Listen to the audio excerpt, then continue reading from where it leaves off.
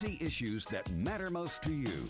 Call Jersey Central with Burt Barron now at 732-545-9282 or toll free at 888-545-9282. Your state, your home, your voice. Jersey Central with Burt Barron on the new Talk Radio 1450 WCTC. Our Forge Jewelers Omega time is 8:16. Forge Jewelers, the official jeweler of 1450 WCTC.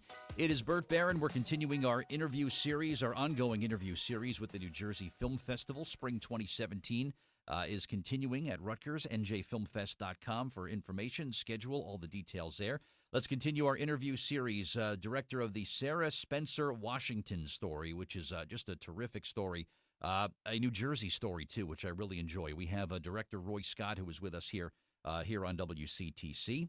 Roy, good morning. It's Burt Barron. How are you? I'm well, Burt. How are you? I'm well. Thank you so much for calling in. When I first sat down with Professor Al, he joins me at the beginning of the series here where we sort of do an overview. I was drawn immediately to the Sarah Spencer Washington story. First of all, just because of the phenomenal story that it is. And when it's somebody that has to do a story that comes from 1920s Atlantic City, New Jersey, you simply can't go wrong there. So talk about the Sarah Spencer Washington story. Thank you, Burt. Certainly. Sarah Spencer Washington was such a positive role model for young black women at a time when they were sorely needed. You have to remember that slavery had only been abolished in 1865, I should say.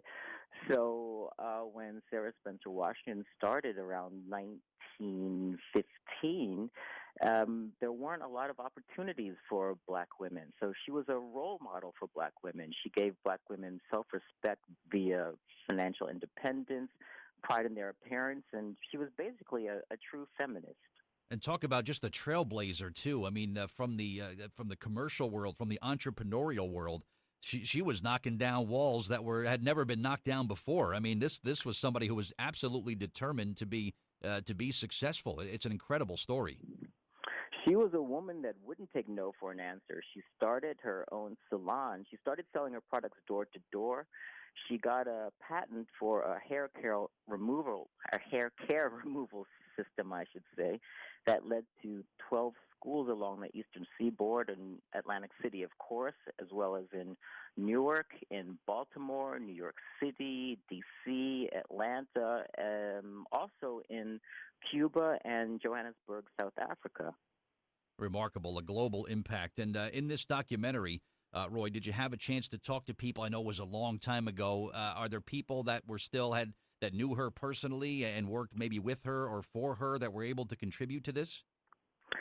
Certainly. I talked to a bunch of people from St. Augustine's Church in Atlantic City, and a lot of the women there either knew her, shopped in her salon, or took classes with her. So these women had nothing but great things to say about Sarah Spencer Washington. I also interviewed Ralph Hunter, who's a noted African-American historian. He founded the African-American Heritage Museum of Southern New Jersey. He had nothing but great things to say about Sarah Spencer Washington. And more importantly, I talked to Nelson Johnson, the judge and author of Boardwalk Empire, and The North Side, which is about the black side of Atlantic City, in which he wrote a chapter about Sarah Spencer Washington. I actually gave him a couple of photographs of Sarah Spencer Washington to use in his book, The North Side.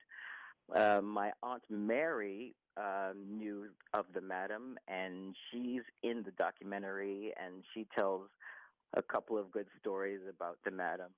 And I also interviewed my uncle, Robert Hayes, who was a salesman for Apex, based in Chicago. And he tells stories about selling Apex on the road. Wow. What was the most surprising revelation for you, Roy? What was the one thing in researching this story and researching Sarah Spencer Washington? What was the one thing that really kind of jumped out to you that came as a complete surprise? The most shocking thing for me was how she used vertical integration to make her business flourish. You know, she not only had 12 schools, but she had 70 beauty products, and then she opened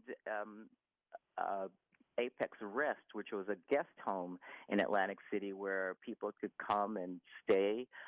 They could play tennis. There were dining halls, banquet halls. But then from that, she had a farm that was providing food for the guest home.